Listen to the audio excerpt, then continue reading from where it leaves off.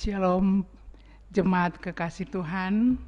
Pada hari ini kita akan masuk dalam tata ibadah Minggu, Hari Perjamuan Kudus Sedunia, dan Hari Pekabaran Injil di Indonesia. Marilah kita menundukkan hati sejenak dalam mempersiapkan tubuh, jiwa, dan roh untuk beribadah kepada Allah dengan sesama. Jemaat diberikan kesempatan untuk bersaat teduh.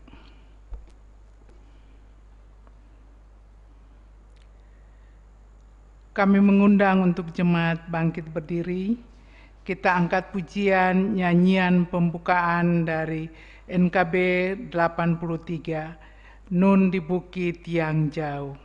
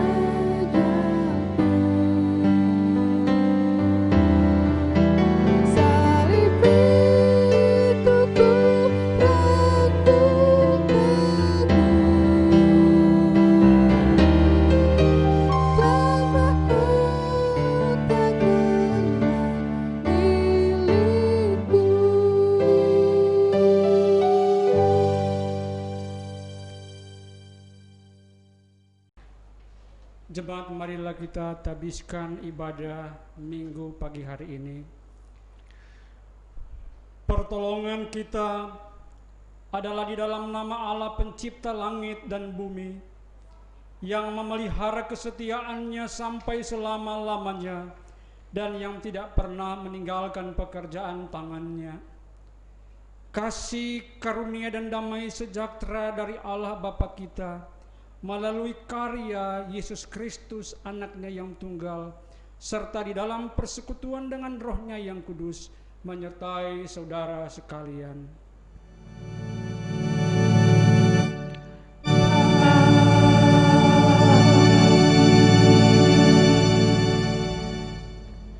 Jemaat disilakan duduk. Adapun nats pembimbing yang menjadi dasar ibadah Minggu pagi hari ini Diambil dari Mazmur 119 ayat yang ke-105, demikian. Firman-Mu itu pelita bagi kakiku dan terang bagi jalanku. Demikianlah sabda Tuhan. Amin. Kita sambut nas pembimbing dengan pujian dari PKJ nomor 7, Bersyukurlah pada Tuhan.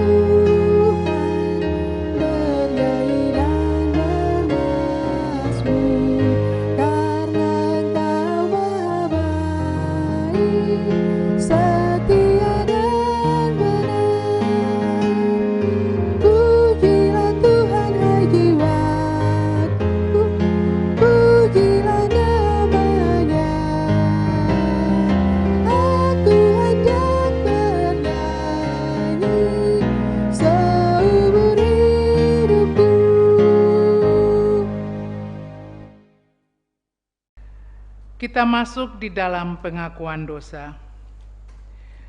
Firman Tuhan dalam Yesaya 59 ayat yang kedua berkata, "Tetapi yang merupakan pemisah antara kamu dan Allahmu, ialah segala kejahatanmu, dan yang membuat dia menyembunyikan diri terhadap kamu, sehingga ia tidak mendengar, ialah segala dosamu.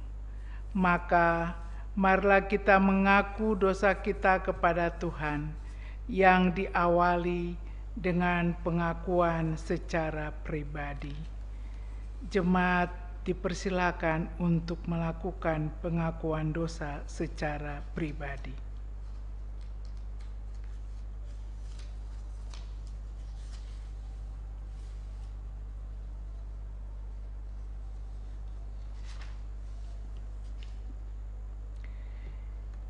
Kini selaku jemaat, kita mengaku dosa melalui nyanyian. Meski tak layak diriku, Kidung Jemaat 27.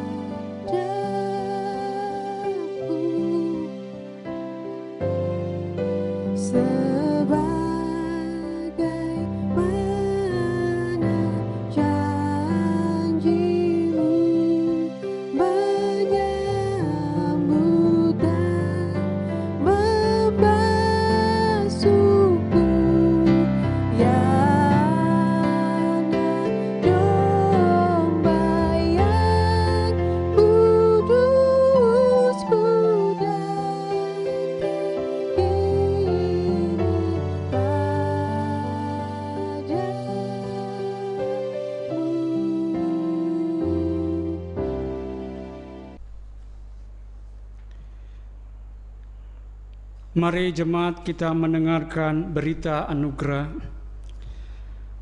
Oleh karena saudara telah mengaku dosa dengan sungguh-sungguh, maka dengarkanlah berita anugerah dari Tuhan Yesus.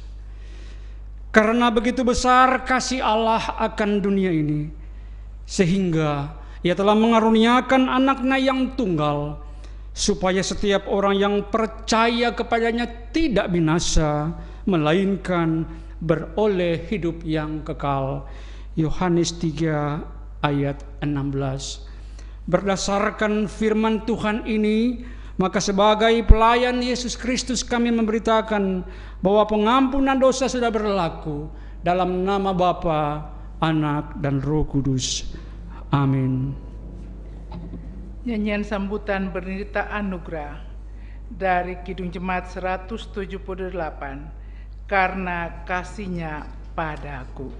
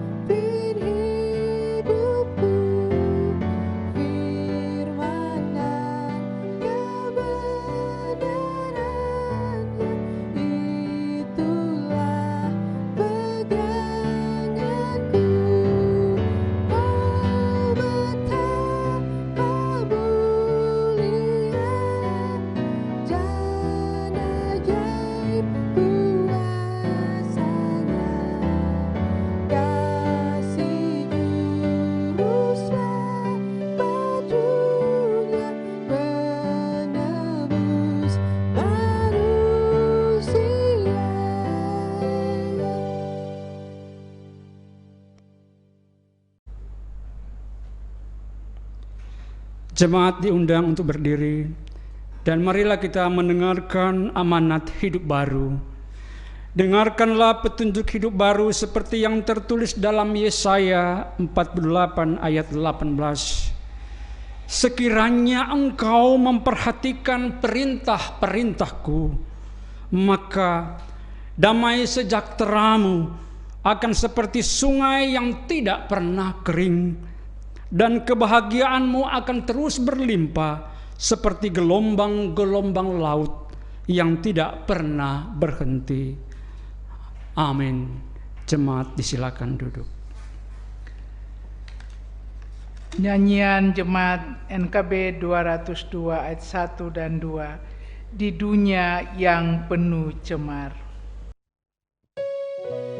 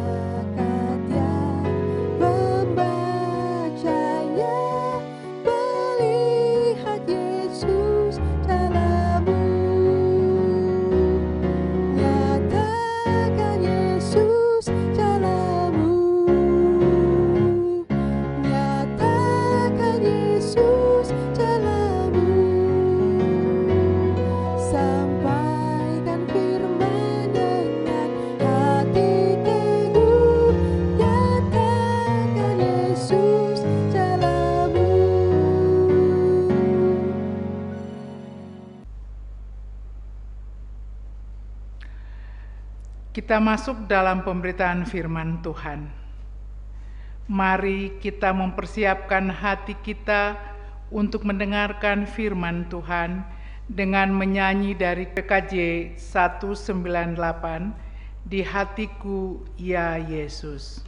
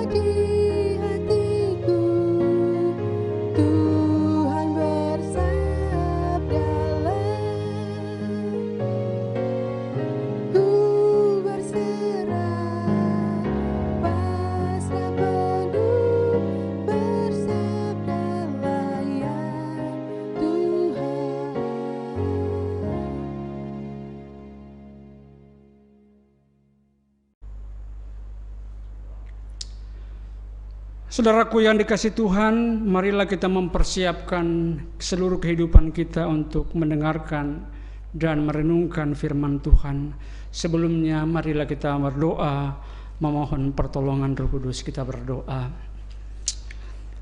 Kami mengucap syukur kepadamu Tuhan, karena Engkau sempurna dalam segala sikap dan tingkah laku kami. Engkau telah memanggil kami untuk ada dalam persekutuan-Mu di minggu pagi hari ini. Melengkapi persekutuan kami ini, kami akan membaca, kami akan merenungkan firman-Mu. Karenanya, kami mohon campur tangan Tuhan untuk membukakan hati dan pikiran kami, bahkan jiwa kami, supaya benih kebenaran firman itu boleh kami mengerti. Kebenaran firman ini boleh tertanam dalam hati kami, dan kebenaran firman itu boleh berbuah dalam hidup kami. Karuniakan kami hikmat yang daripadamu, karuniakan kami roh yang daripadamu, supaya oleh pimpinan-Mu kami dimampukan untuk mengerti akan kebenaran-Mu. Dalam nama Tuhan Yesus, amin. Jemaat kekasih Tuhan, kita akan masuk dalam pembacaan firman Tuhan pada hari ini yang didasarkan pada Mazmur 19 ayat 8 sampai ayat yang ke-9.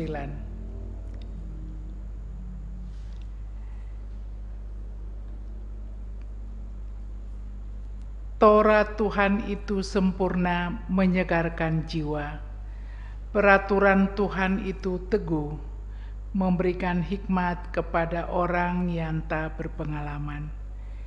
Tita Tuhan itu tepat, menyukakan hati. Perintah Tuhan itu murni, membuat mata bercahaya. Demikianlah firman Tuhan. Terpujilah Tuhan Yesus Kristus. Hendaklah firman Tuhan diam dengan segala kekayaannya, serta menetap di antara kamu, dan ucaplah syukur kepada Allah. Haleluya. Kita angkat pujian dari Gita Bhakti 394. Haleluya, haleluya, pujilah Tuhanmu. Haleluya, haleluya, pujilah Tuhanmu selamanya. Haleluya, nyanyi dan soraklah, agungkan namanya. Pujilah Tuhanmu selamanya. Haleluya. Shalom, selamat hari Minggu Bapak Ibu yang dikasihi Tuhan. Minggu pagi hari ini sesuai dengan pembacaan Mazmur 19 ayat 8 sampai 9 menjadi fokus permenungan kita dengan tema hikmat Allah. pahami, dan hidup dalam firman-Nya. Dengan kata lain, kita harus menghidupi firman Tuhan itu sesuai dengan hikmat Allah itu sendiri. Bapak Ibu yang dikasihi Tuhan, Mazmur 19 jika kita perhatikan sebenarnya menceritakan dua pokok besar. Bagaimana Allah itu bisa dikenal, bagaimana Allah itu bisa diketahui oleh manusia. Karena pasti Tuhan Allah yang transenden itu, yang maha kuasa itu tidak terpahami oleh nalar dan pikiran manusia. Apakah ada manusia yang sungguh-sungguh dengan akalnya, dengan rasionya, dengan kecerdasannya mampu mendefinisikan tentang siapakah Tuhan itu? Karena itu saudara-saudara, pemazmur menjelaskan bahwa poin pertama supaya Allah itu bisa dikenal, maka dalam Mazmur 19 ayat 1-7 sebagai pendahuluannya, maka kita melihat bagaimana ternyata supaya Allah itu bisa dikenal, maka Allah menciptakan alam semesta, laut, sungai, gunung, daratan, lembah. Allah sebagai pencipta, dia menegaskan dirinya sebagai sang khalik, sebagai pencipta. Alam semesta ini diciptakan oleh Tuhan. Nah, dengan melihat tatanan alam semesta ini, manusia diharapkan paham betul bahwa dunia ini bukan karya manusia, termasuk dirinya sendiri. Jadi melalui alam semesta itulah manusia setidak-tidaknya terketuk hatinya bahwa dia hidup di tengah-tengah dunia kepunyaan Tuhan.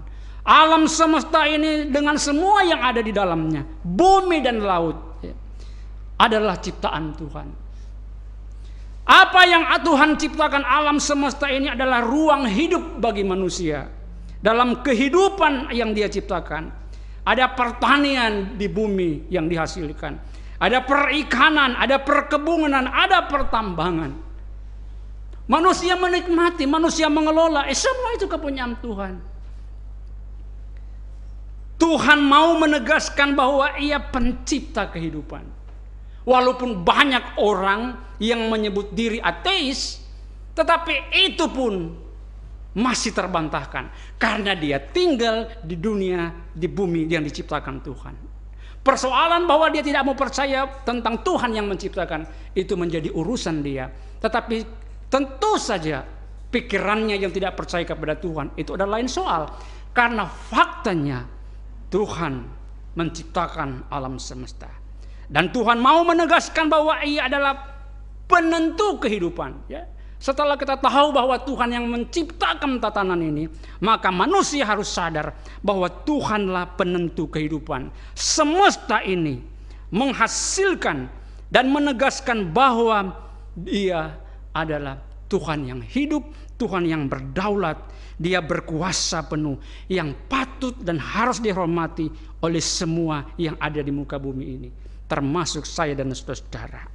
Maka seluruh peribadatan manusia adalah ucapan syukur atas apa yang Tuhan sudah karuniakan di alam semesta ini.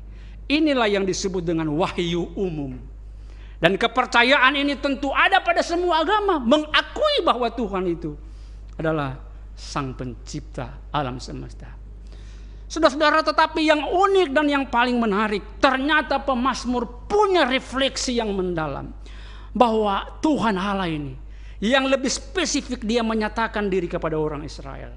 Dan Allah yang dikenal, Allah yang berdaulat, Allah yang menghasilkan kehidupan yang sejati itu adalah Allah yang menampakkan diri kepada umat pilihannya. Allah yang menghadirkan dirinya kepada umat Israel. Nah, bagaimana Allah menghadirkan dirinya di tengah umat Israel?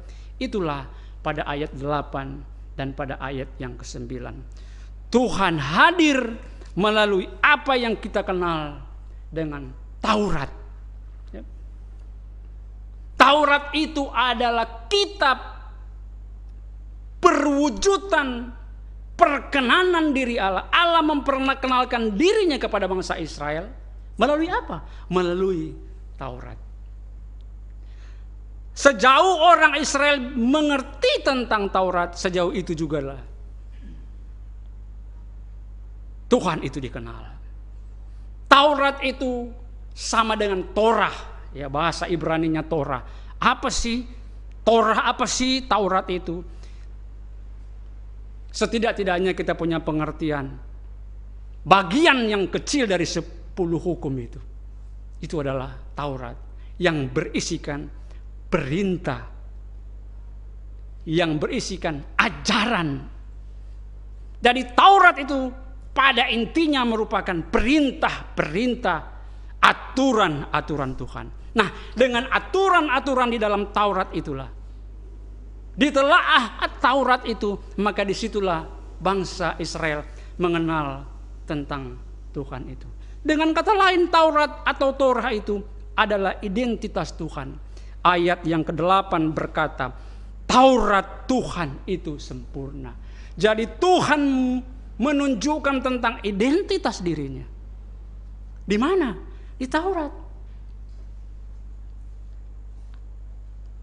Apa yang dijelaskan di dalam Taurat tentang sikap dan karakter Tuhan pada ayat yang ke-8 dan 9 ini.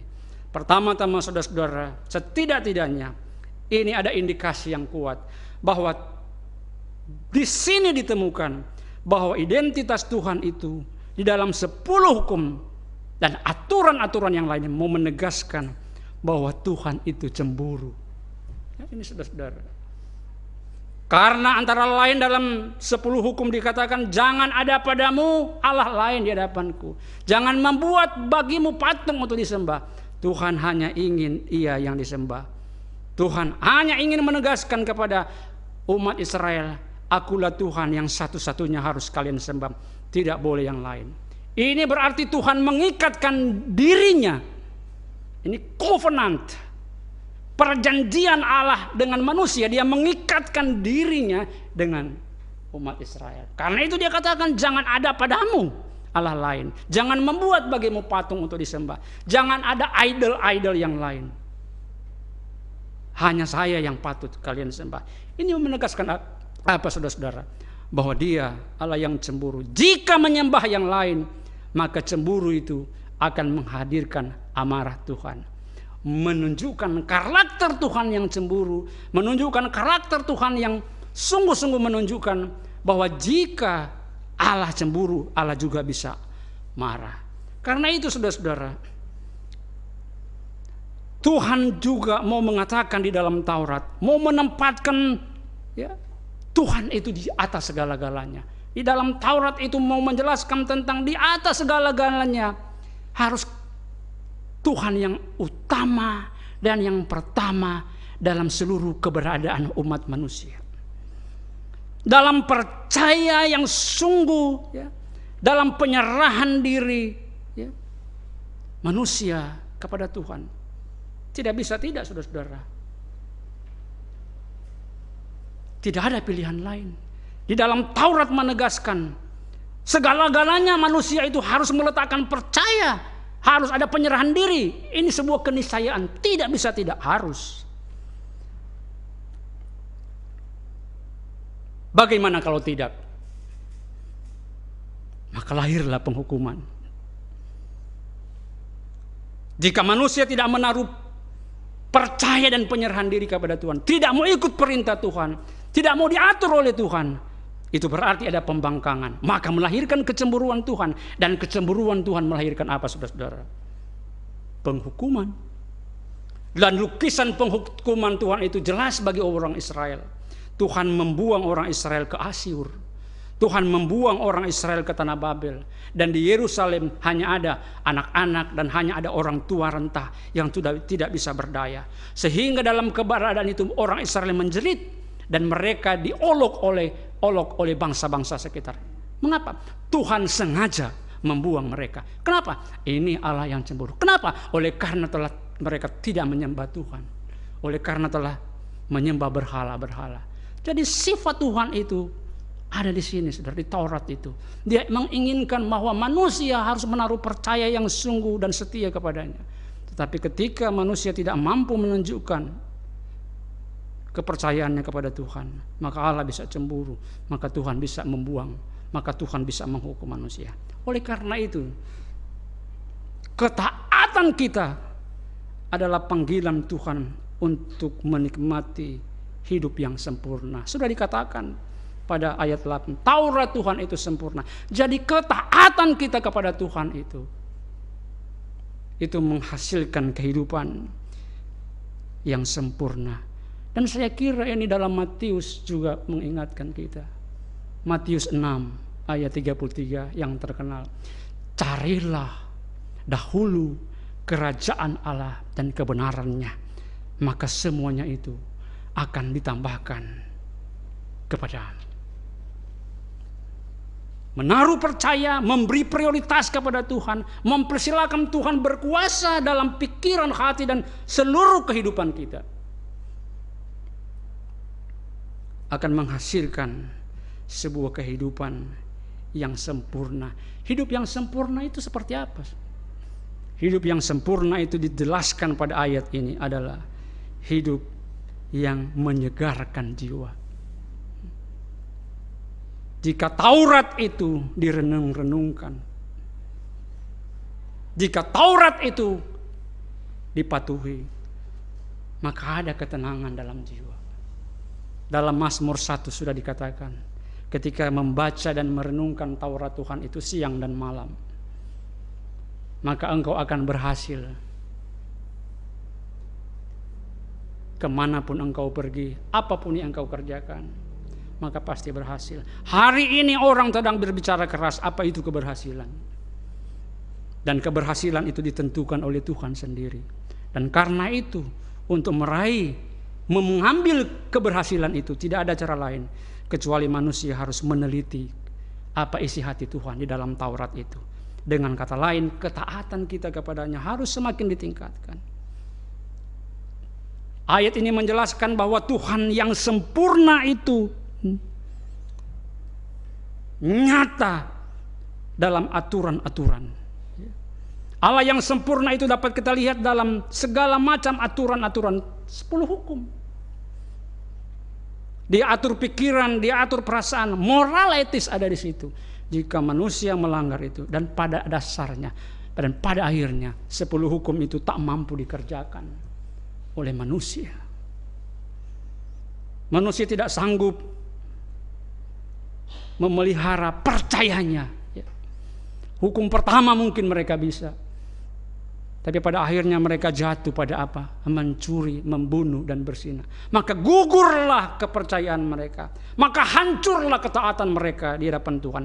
Dengan demikian kesempurnaan hidup itu begitu jauh pada mereka. Karena itu saudara-saudara, Taurat yang sempurna itu, dia progres nyata di dalam diri Yesus Kristus. Taurat yang agung itu nyata di dalam Kristus.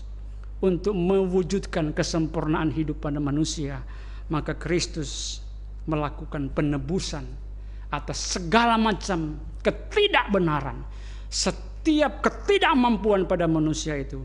Kemudian Kristus datang menebus, dia berkorban. Maka Kristus dapat kita katakan sebagai Taurat yang sempurna. Kristus melakukan ini. Dia mau mengangkat saya dan saudara.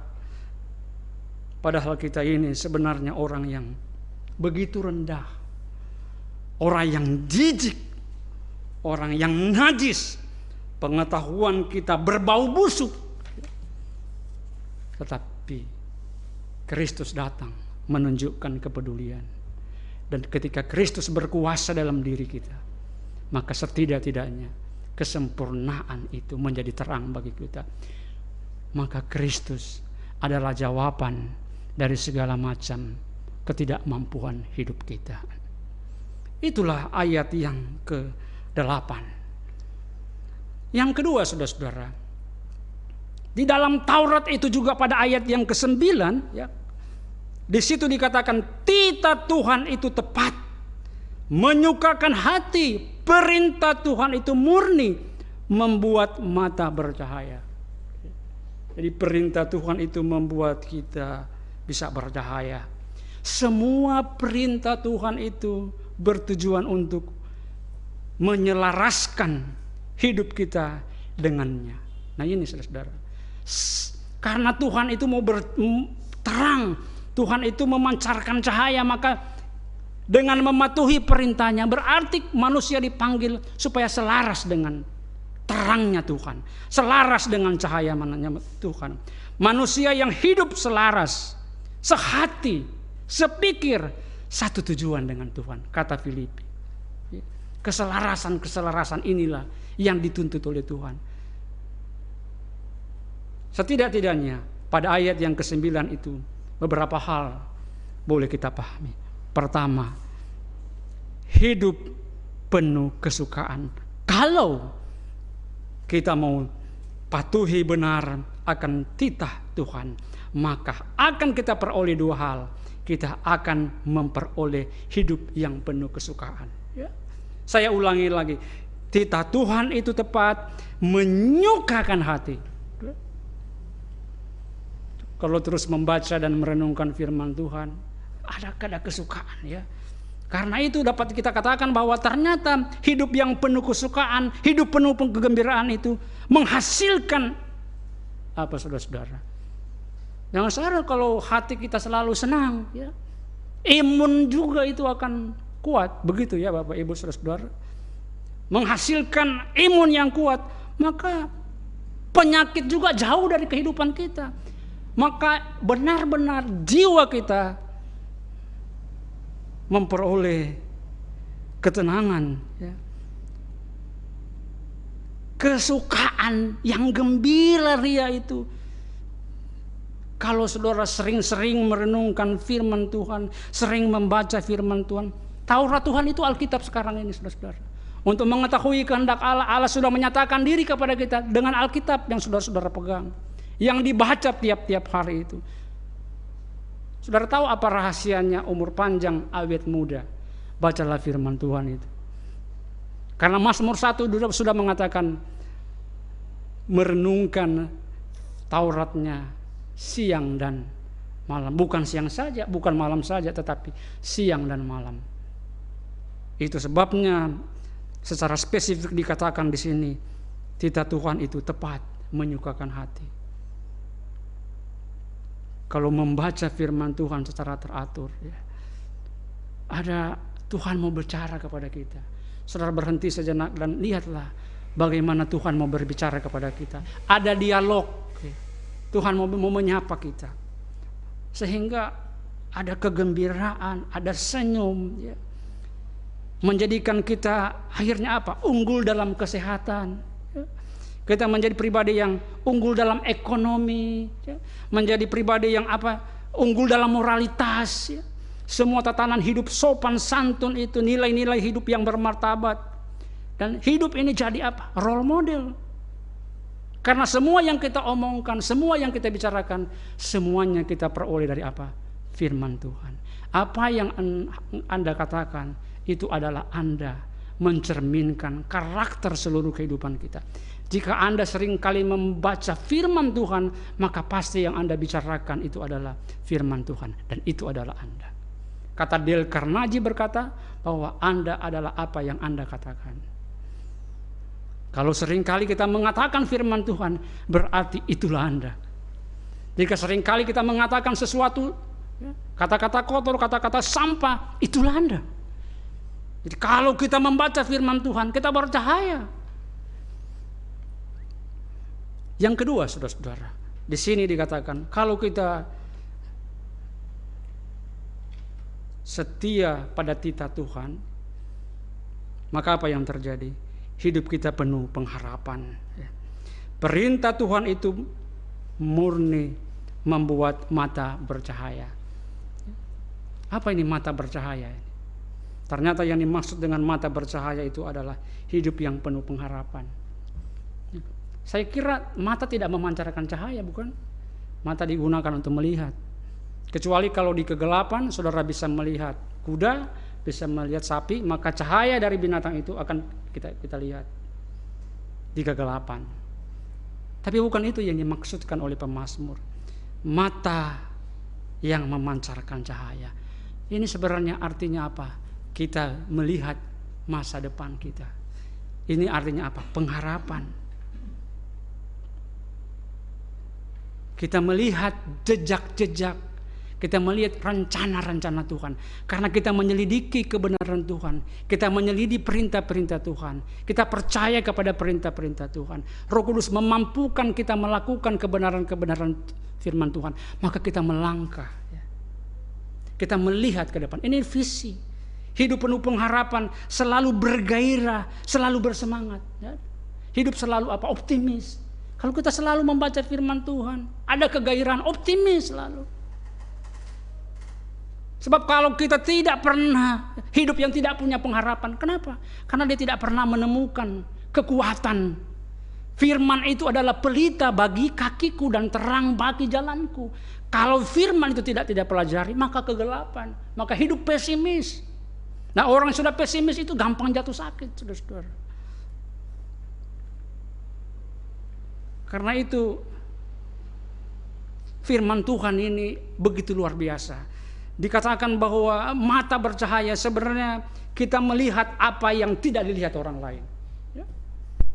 Kita melihat apa yang tidak dilihat orang lain. Kenapa? Karena kita telah membaca dan kita melihat janji-janji Tuhan yang murni. Sementara orang lain tidak melihat janji-janji Tuhan. Maka apa yang kita lihat? Apa? Janji-janji Tuhan yang indah. Walaupun ada badai, ada ombak, ada gelombang, tapi kita tahu bahwa di tengah badai itu akan terjadi mujizat dalam hidup kita. Mujizat tidak pernah terjadi kalau tidak ada masalah, tidak ada pernah badai. Enggak pernah. Sepanjang sejarah kehidupan para rasul, bahkan juga di perjanjian lama, mujizat karya Tuhan hanya terjadi ketika manusia sedang mengalami apa? Kesesakan. Karena itu saudara-saudara, dengan membaca bagian firman Tuhan, merenungkan, sebenarnya kita mendapat kekuatan. Kita tahu bahwa kita akan mampu melewati. Kita akan melewati jalan terjar ini, lembah ini. Kenapa? Karena kita selalu memandang. Penglihatan kita, visi kehidupan. Ini yang disebut dengan mata yang bercahaya. Visi hidup kita, semangat cinta Tuhan kita, perilaku kita yang sopan, cermin jiwa yang bertuhan itu. Dan pada akhirnya menjadikan hidup kita untuk apa?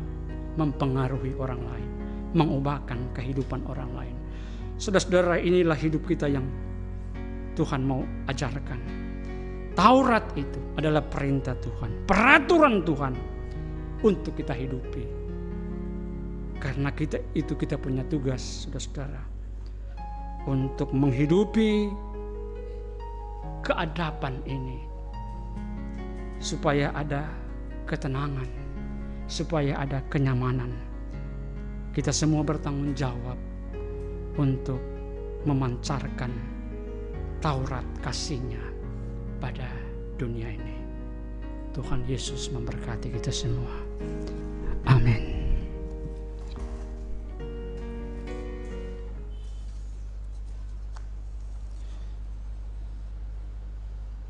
Mari menyambut pemberitaan firman Tuhan dengan Gita Bakti 62 ayat 1 dan 5. Siapa yang berpegang?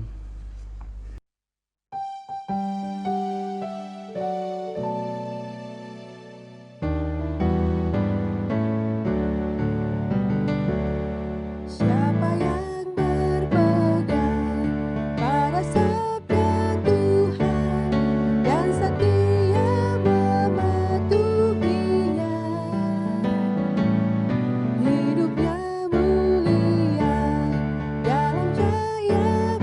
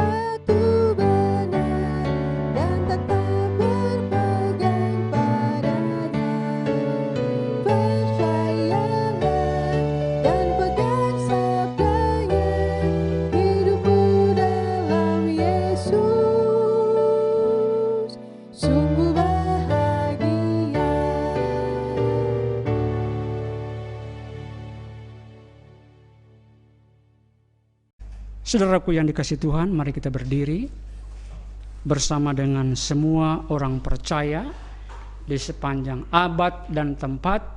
Marilah bersama-sama kita dengan hati, dengan mulut kita mengucapkan pengakuan iman rasuli.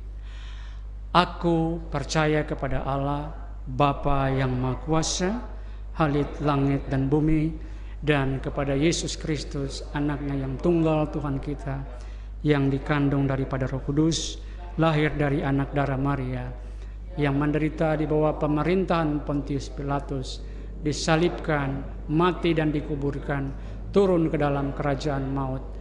Pada hari yang ketiga, bangkit pula dari antara orang mati, naik ke surga, duduk di sebelah kanan Allah, Bapa yang Maha Kuasa, dan akan datang dari sana untuk menghakimi orang yang hidup dan yang mati.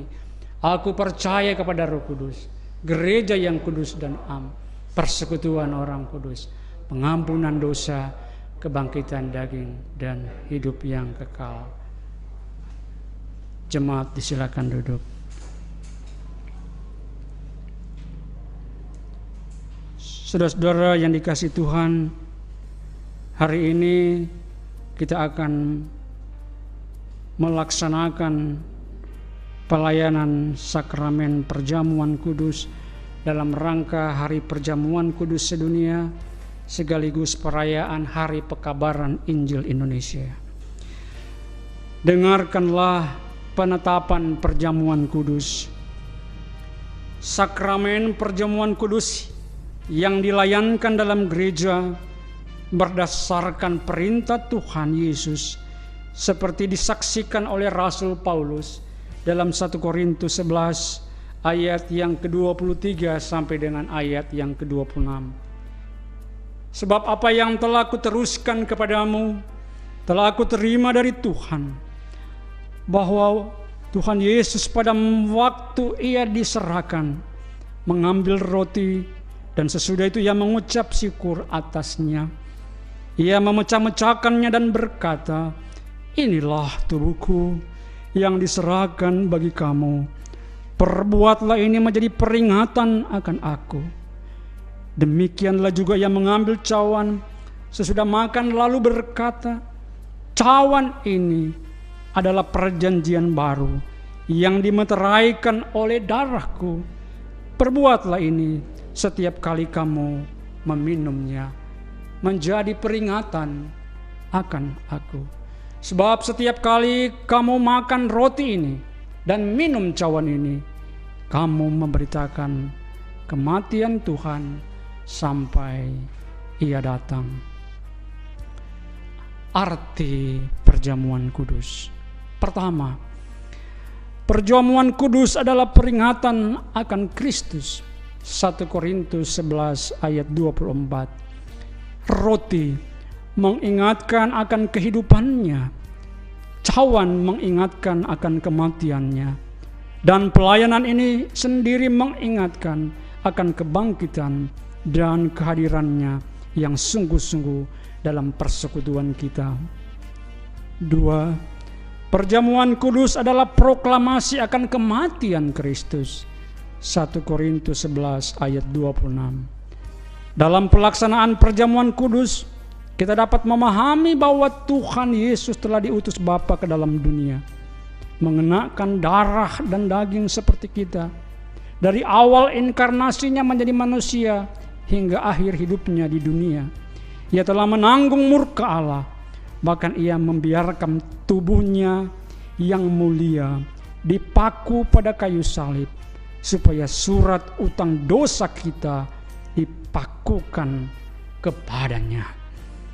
3. Perjamuan kudus melambangkan kesatuan kita dengan Kristus dan juga kesatuan dengan sesama kita. 1 Korintus 10 ayat 10 sampai 17. Perjamuan kudus memperlihatkan kepada kita bahwa iman dan percaya kita diarahkan kepada Kristus sebagai korban yang sempurna sekali untuk selama-lamanya, yang menjadi dasar dan asas keselamatan kita bagi jiwa kita yang lapar dan haus. Dia telah menjadi makanan dan minuman yang benar-benar mengaruniakan kehidupan yang kekal. Juga memperlihatkan bahwa oleh roh yang sama kita dihubungkan satu sama lain bagaikan anggota satu tubuh dalam kasih persaudaraan yang sejati. 4. Perjamuan kudus adalah tanda dan meterai yang menunjukkan betapa kokoh perjanjian damai antara Allah dengan kita. 1 Korintus 11 ayat 25. Tuhan Yesus sendiri yang memperkokoh janji Allah untuk mendamaikan dan menyelamatkan kita yang ditandai dengan darah Kristus. 5. Perjamuan kudus sebagai jaminan kedatangan Kristus yang kedua kali. 1 Korintus 11 ayat 26 dan Matius 26 ayat 29. Perjamuan kudus mengarahkan kita kepada perjamuan agung bersama Kristus di rumah Bapa yang kekal, di mana kita makan dan minum bersama Kristus dalam kerajaannya. Wahyu 19 ayat 9. Maka kita diminta untuk memberitakan kematian Tuhan sampai Ia datang melalui perjamuan kudus. Saudara-saudara, mari kita masuk dalam pengujian diri.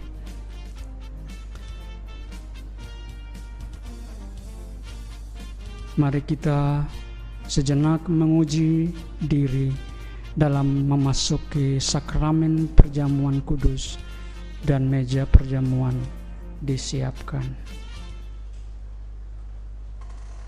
Kidung Jemaat 372, inginkah kau ikut Tuhan?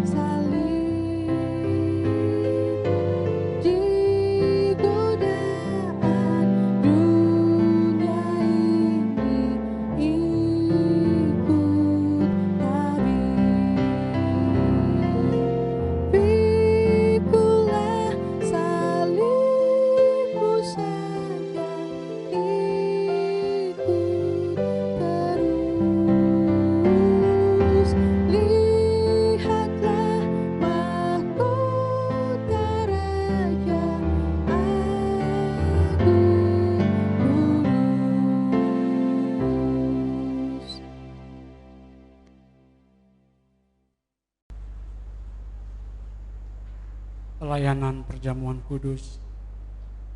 Saudara-saudara, lihatlah meja perjamuan Tuhan ini telah siap bagi kita semua. Perjamuan kudus diperuntukkan bagi saudara-saudara yang telah dibaptis dan mengaku percaya. Berbahagialah setiap anak-anak Allah Bapa yang telah diundang ke meja perjamuan kudus ini. Saudara-saudara jemaat, supaya kita dipelihara oleh roti surgawi, yakni Yesus Kristus. Janganlah kiranya hati kita melekat pada roti dan air anggur yang kelihatan ini, melainkan hendaklah dengan iman kita mengarahkan hati kita kepada Yesus Kristus Tuhan kita dan Juru Selamat kita. Kiranya damai sejahtera Tuhan menyertai persekutuan kita. Damai sejahtera bagimu.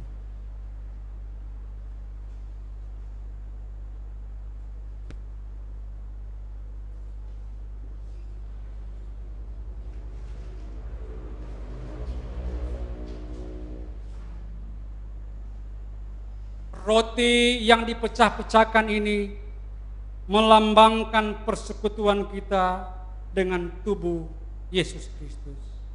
Ambillah.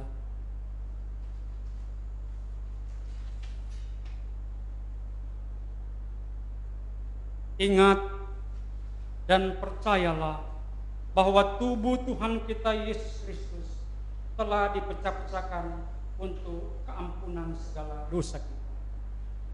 Makanlah dengan penuh syukur.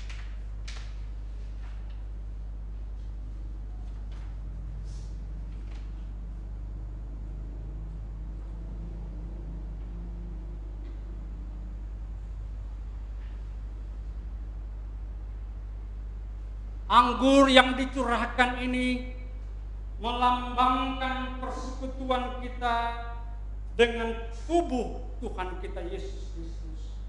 Oleh karena darahnya telah ditumpahkan bagi keampunan dosa manusia.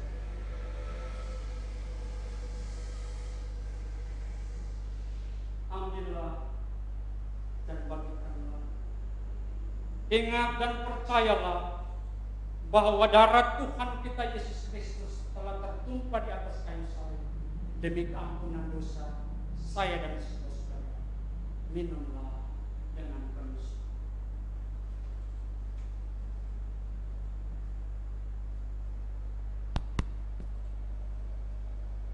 Jemaat diundang berdiri dan kita akan menerima berkat dalam perjamuan kudus saat ini.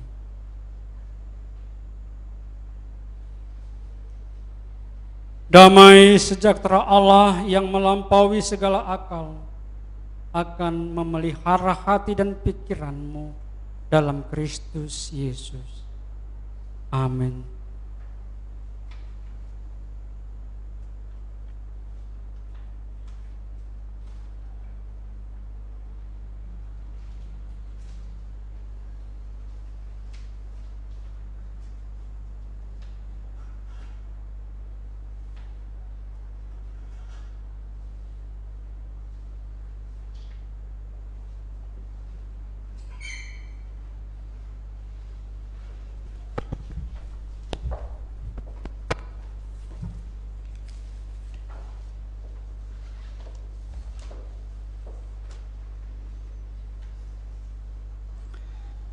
Kita memuji Tuhan, Kidung Jemaat 314, pujilah sumber hidupmu.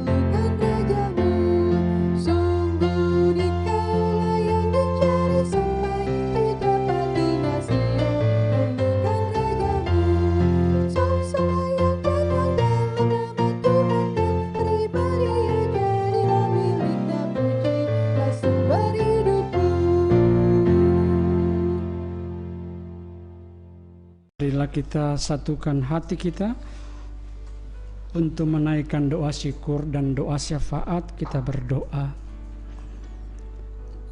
Terima kasih Tuhan, karena Engkau mengerti ketidakmampuan kami untuk seutuhnya meneladani, mematuhi akan Taurat-Mu. keterbatasan kami untuk percaya, menaruh hormat, mengagungkan dan bersyukur kepadamu. Hidup kami diliputi oleh pemberontakan. Hidup kami jauh dari ucapan syukur. Justru kehidupan kami penuh keluh kesah, hidup dalam persungutan, jauh dari hidup yang memuliakan akan Engkau. Tapi Engkau bertindak dalam rencana kekalmu, karena Yesus Kristus menjadi Taurat yang sempurna dalam hidup kami. Datang mencari kami, menebus kami, mengangkat hidup kami dalam penebusan-Mu di atas kayu salib. Sebagaimana kami merayakan perjamuan kudus saat ini, oleh karena Engkau mengerti dan peduli akan kehidupan kami. Engkau menjadikan hidup kami sempurna, dan kesempurnaan hidup itu penuh dengan kesukaan. Dan pada akhirnya hidup kami punya visi hidup yang bergairah, karena dosa dan kesalahan kami telah diampuni. Dan Engkau mengajarkan kami hidup untuk terus-menerus menjadi terang bagi sesama kami. Hamba menyerahkan akan pergumulan jemaat-Mu di tempat ini. Berkenan Engkau terus memberi kekuatan kepada Bapak Buce Pulumahuni, Ibu Olha Limena, Bapak Kaisar Manulang, bahkan juga beberapa waktu lalu dalam operasi dari orang tua dari Saudari Yuli, Bapak Sringoringo. Bahkan mereka yang terbaring di rumah sakit, entah penyakit-penyakit jantung, ginjal, liver. Tapi kami juga teringat mereka yang sudah terpapar virus corona. Ya Tuhan, ketidakberdayaan ini membuat kami harus meneteskan air mata, membuat kami harus bersandar sepenuhnya kepadamu, membuat kami sungguh-sungguh menaruh percaya dan bergantung kepadamu. Karena Engkau berdaulat, Engkau Tuhan yang ajaib, Engkau maha agung adanya, Engkau menelusuri batin dan jiwa kami yang tidak berdaya. Bahkan setiap kami jemaat ini juga yang dalam pergumulan berat mereka oleh karena kesusahan ekonomi. Tapi ketika mereka belajar mencari Tuhan, maka berkat Tuhan akan memberi kekuatan pada hidup mereka. Kuatkan iman mereka dalam pandemi COVID ini. Kami sungguh bergantung pada kehendak dan rencana Tuhan. Tidak saja di tengah-tengah kehidupan jemaat, namun bangsa ini juga dilanda dengan kematian tiap-tiap hari, bahkan seluruh dunia. Oleh karena pandemi ini begitu luar biasa. Karena itu ajarkan kami untuk rendah hati. Ajarkan kami untuk selalu memohon, berserah diri kepadamu. Karena sesungguhnya kami tidak sanggup memperpanjang hari-hari hidup kami, kecuali kami berserah, kami mencari kuasa Tuhan, kami bersandar sepenuhnya ke dalam tangan-Mu. Ya Bapa, dimanapun kami berada, umat percaya-Mu, gereja Pukarapan kita, mereka anak-anak jemaat-Mu ini Tuhan, mereka pergi bekerja, berjumpa dengan siapapun ke tempat-tempat pekerjaan mereka. Tuhan bentengilah mereka, Tuhan jagailah mereka, jauhkan mereka dari musibah, jauhkan mereka dari wabah, jauhkan mereka dari sakit penyakit. Biarlah keperkasaan dan kejayaan Tuhan ada pada mereka. Biarkan mereka bercahaya, mereka bisa memiliki akan pengharapan bahwa mereka akan mampu melewati badai wabah musibah ini. Karena Tuhan ada di samping, Tuhan ada di dalam hati dan hidup mereka. Syukur kami kepadamu Tuhan, karena kami dapat ambil bagian dalam roti dan anggur perjamuan. Kami percaya Engkau boleh menjamah kami, karena oleh bilur-bilur-Mu membawa kesembuhan bagi kami yang menaruh percaya dan bergantung kepadamu. Inilah syukur dan syafaat kami dalam nama Tuhan Yesus yang mengajar kami berdoa. Bapa kami yang di surga, dikuduskanlah nama-Mu, datanglah kerajaan-Mu, jadilah kehendak-Mu di bumi seperti di surga. Berilah kami pada hari ini makanan kami yang secukupnya, dan ampunilah kami akan kesalahan kami, seperti kami juga sudah mengampuni orang yang bersalah kepada kami. Dan janganlah membawa kami dalam pencobaan, tapi lepaskan kami daripada yang jahat, karena Engkau yang punya kerajaan dan kuasa dan kemuliaan sampai selama-lamanya. Amin.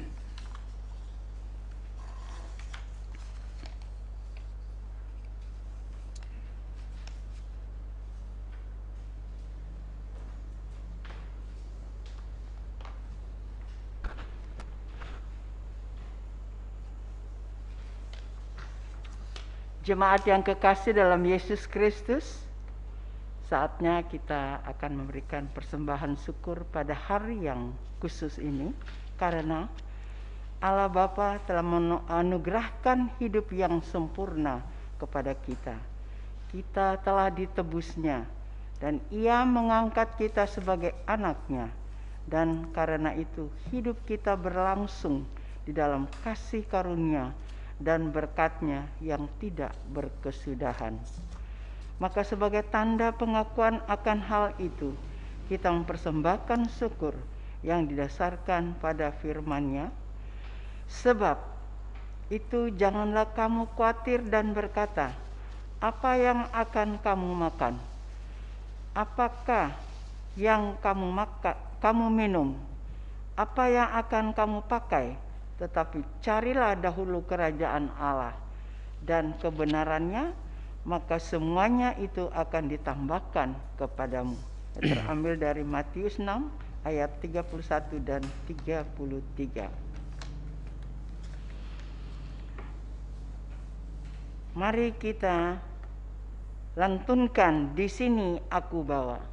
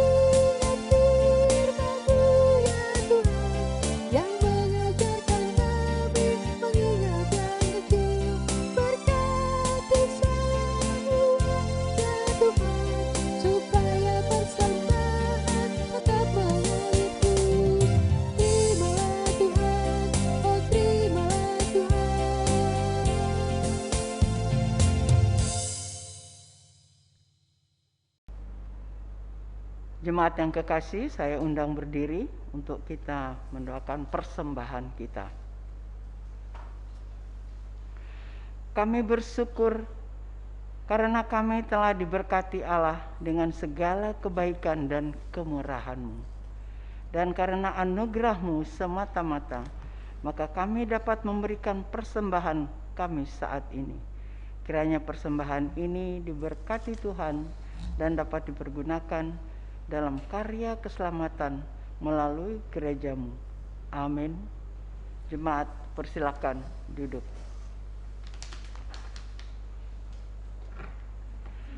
Kami mohon perhatian sejenak untuk beberapa warta jemaat.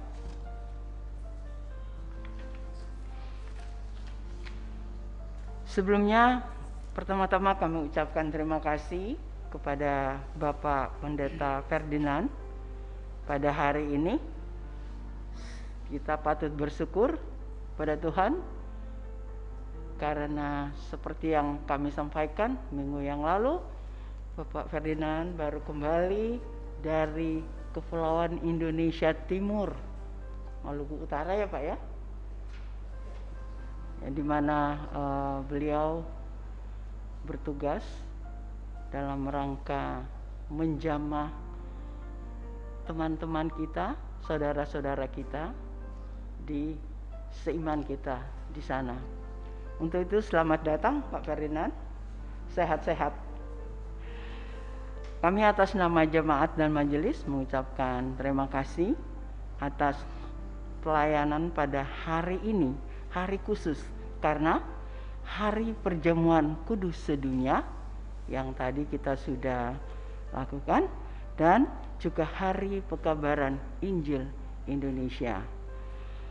Kiranya apa yang disampaikan hari ini memberikan berkat bagi kita semua, dan kami terus mendoakan kiranya Bapak Pendeta Ferdinand dan keluarga terus berkarya, kuat dan sehat bersama keluarga. Terima kasih, Pak. Selanjutnya, seperti biasa, bahwa walaupun di tengah-tengah pandemi COVID-19, pelayanan dan ibadah tetap jalan dengan cara yang online. Ibadah minggu melalui YouTube, cara keluarga, dan saya kira link semua sudah mengikuti, yaitu YouTube @POUK Harapan Kita. Khusus pada minggu ini, karena adalah hari perjamuan kudus sedunia, maka untuk di gereja ini ditiadakan untuk minggu ini, dan perjamuan tetap berlangsung di keluarga masing-masing. Mungkin ada keluarga-keluarga yang khusus akan dikunjungi oleh para majelis yang sudah ditunjuk. Ibadah pemuda seperti biasa hari Sabtu pukul 19.30 dengan online melalui aplikasi Google Meet dan Instagram @PANPOUK_HK untuk mendapatkan akses mengikuti ibadah tersebut. Ibadah sekolah minggu, puji Tuhan, ini jalan terus, di mana secara online juga melalui aplikasi Google Meet bagi jemaat yang memiliki anak-anak untuk dapat menghubungi Saudara Aldika Harold Saki dengan nomor HP 082 111 923 649 untuk mendapatkan link Google Meet.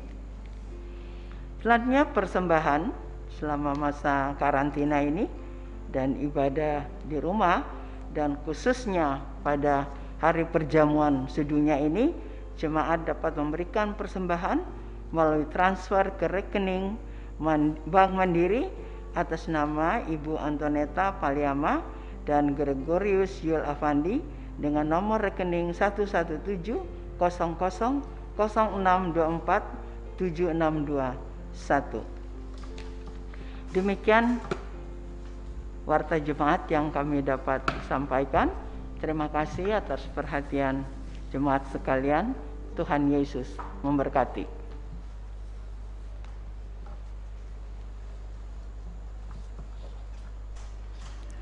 Jemaat, mari kita berdiri, kita akan akhiri ibadah minggu pagi hari ini.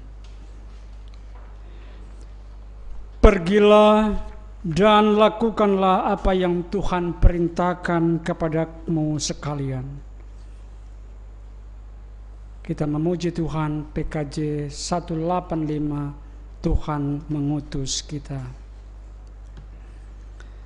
Akhirnya saudara-saudaraku yang dikasihi Tuhan, arahkanlah hatimu pada Tuhan, pulang dan terimalah berkat-Nya.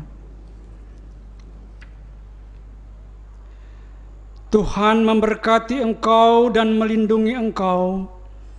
Tuhan menyinari engkau dengan wajah-Nya dan memberi engkau kasih karunia. Tuhan menghadapkan wajah-Nya kepadamu dan memberi engkau damai sejahtera.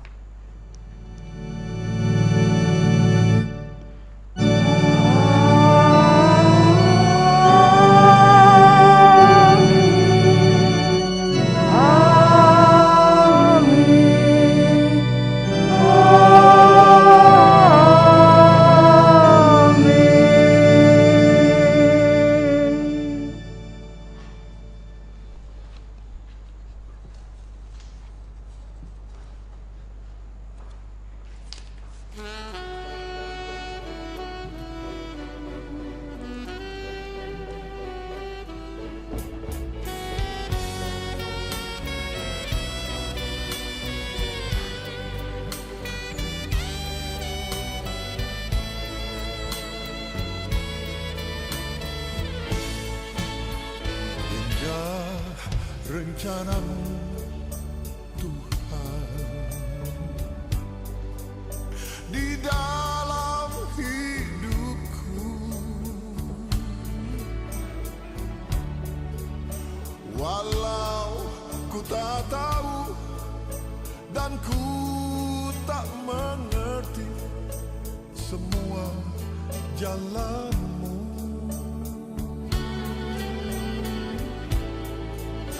dulu ku tak tahu Tuhan, berat ku rasakan, hati menderita dan ku tak berdaya menghadapi semua.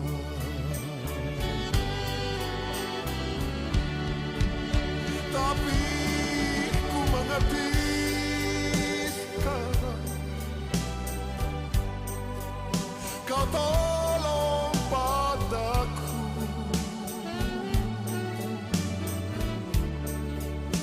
Kini ku melihat dan ku merasakan indah rencanamu.